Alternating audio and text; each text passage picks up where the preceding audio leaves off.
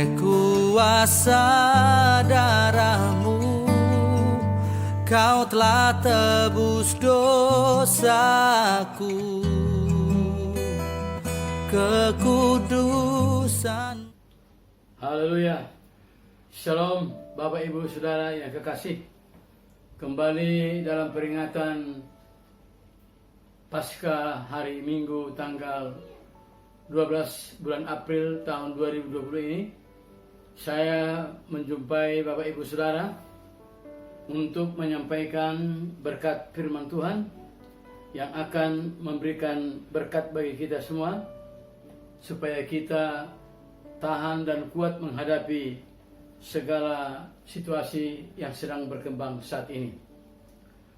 Hari ini saya mengangkat satu tema dalam memperingati perayaan Paskah Bapak Ibu Saudara, yaitu dengan makna kebangkitan Kristus bagi kita, yang terambil dari kitab Matius 24 ayat 6.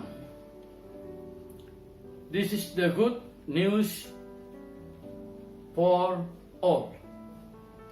Berita terbaik bagi dunia yang diwartakan langsung oleh malaikat dengan berkata, "Ia tidak ada di sini, tetapi ia telah bangkit." Setiap kali Bapak Ibu Saudara melihat kuburan, maka pada batu nisan orang mati tersebut terdapat tulisan dengan kalimat "Rest in peace", RIP, artinya di sini beristirahat dengan damai. Tentu sekali hal ini berbeda dengan kuburan tempat Yesus dimakamkan.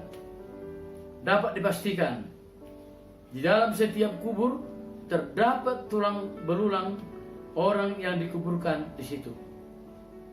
Lain dengan kuburan Yesus, di sana tidak dijumpai suatu apapun, sebab ia telah bangkit. Yesus telah bangkit pada hari yang ketiga atau hari Minggu, meninggalkan kuburnya dalam keadaan kosong melompong. Kebangkitannya memberi makna yang luar biasa bagi kehidupan kekristenan, karena jikalau Kristus tidak dibangkitkan, maka kita semua terhilang dalam kebinasaan kekal.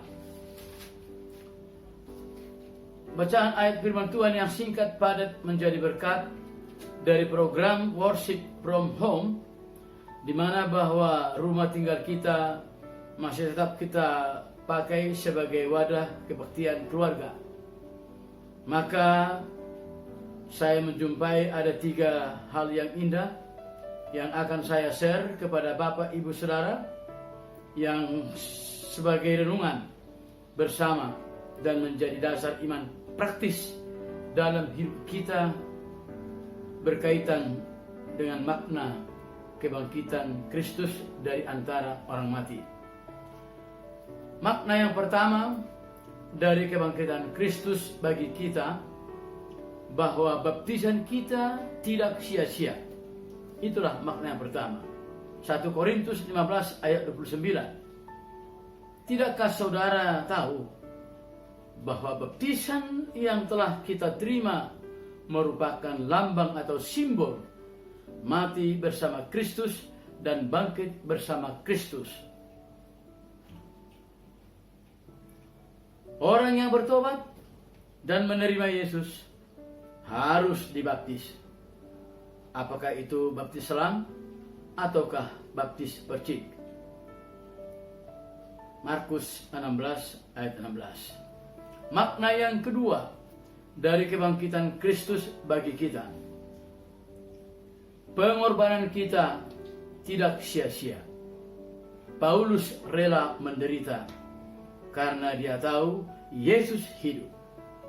Ibrani 11 ayat 35 sampai 40 menunjuk kepada bahwa iman yang sungguh-sungguh bukan saja membuat kita orang-orang percaya melakukan hal-hal besar bagi Allah, tetapi juga kadang-kadang membuat kita mengalami penderitaan, penganiayaan, penindasan, dan kemiskinan.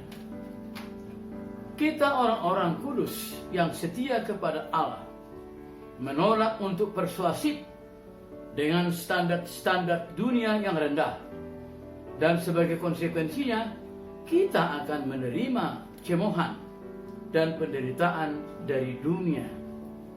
Karena kita menolak dunia, kita juga ditolak oleh dunia. Ingatlah ini saudara-saudara, sekalipun iman kita berkorban nyawa karena nama Yesus, maka itu semua tidak sebanding dengan kasih karunia Allah yang menyelamatkan kita kepada hidup yang kekal. Itulah makna yang kedua. Makna yang ketiga yang terakhir dari kebangkitan Kristus bagi kita ialah tujuan kita tidak sia-sia. Hidup untuk makan adalah suatu falsafah kabur.